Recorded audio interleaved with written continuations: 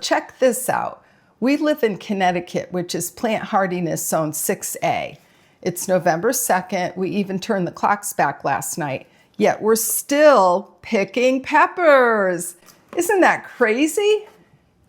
Hi, everybody. I'm Judy DiLorenzo with A Life Well Planted, and today I'll show you how my husband roasts these peppers on the grill, and then I'll also show you the process of removing the skins and seeds.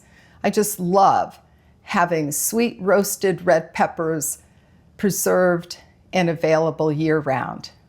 Jamie will roast this particular half bushel of peppers today. What's crazy is when they were picked, they were green like this half bushel, and they ripened in 3 or 4 days sitting under a table in our kitchen in this basket. We were just so surprised that they ripened so quickly and they weren't even in the sun. When you add up what we've already roasted and put in the freezer, plus these and what's still on the vine, albeit they're green like these peppers, but I'm sure they'll turn red. Anyway, when you add it all together, you come up with 3.5 bushels, which is a record for us. We've never harvested this many of the Carmen roasting peppers. Stick around and I'll explain later on why I think we're having such a prolific harvest. The variety that we grow for this purpose is called Carmen. It's our favorite. It's a traditional horn-shaped Italian pepper. They're sweet, yet sturdy, which makes them perfect for roasting. And then after they're roasted, the skins are easy to peel. Start by heating up the grill on high and then turn it down to medium. Arrange the peppers on the grill, close the cover, and let them roast for about 5 minutes. Turn them over and cook them on the other side also for about 5 minutes. Then you move them around to make sure all of the sides are charred, taking them off as they're done. And then, of course, if you have as many peppers as we do, you just keep repeating the process until you run out of peppers. Okay, they're all roasted and ready for me to remove the skins and seeds, which I'll show you next. Now, you may have heard that after you roast peppers, you should put them in a paper bag to steam. Ew, that sounds like such an unsanitary and soggy mess. What I've always done is I've always put them in a covered casserole dish. They steam just fine and they come out perfect. So you want to make a slit down the whole length of the pepper using a small knife. Try to only go through the top layer. Holding the stem, nudge the pepper off of it. Now you can discard the stem and plume, also known as the clump of seeds. Pull off the skin with your fingers or scrape it off with a knife. You'll end up doing a combination of both. You'll get faster too as you go along.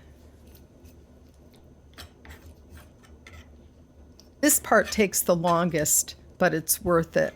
They're so sweet and delicious. We love putting them in various salads or having them as a side dish. They're always included in our antipasto. I actually wrote a recipe for quesadillas that include roasted peppers. They're even great right out of the jar. If you're doing a lot of peppers, you'll have to periodically clean off your cutting board. We compost the skins and seeds. Over the last 3 or 4 weeks, Jamie already roasted 2 bushels of peppers, and I put them up in the freezer, both in jars and also in flat packages using my food saver. I did write a blog post that explains this whole process, including how to prepare them for the freezer, so I'll leave that link below. These peppers I plan on pressure canning so that they're shelf stable. You can't put peppers and most vegetables through a boiling water bath because they're not acidic enough. So in order to safely can these roasted peppers, I have to put them through the pressure canner. I will create another YouTube video describing that process. Roasted peppers do release liquid. At first, the liquid is black and tastes like char from the grill, and I always pour that off. And then it will release this delicious sweet liquid, and it's perfect for adding to the packages and jars when you're preparing them for the freezer. Peter Piper may have picked a peck of pickled peppers, but we're picking 3.5 bushels this season. So why did we have a better harvest this year than normally? Well, I'm sure it's because Jamie started his seedlings under grow lights instead of in the greenhouse per usual. The plants grew much larger under grow lights, so they really had a jump start. They actually were so far along that when he transplanted them into the garden, they already had flowers and many of them already had peppers growing.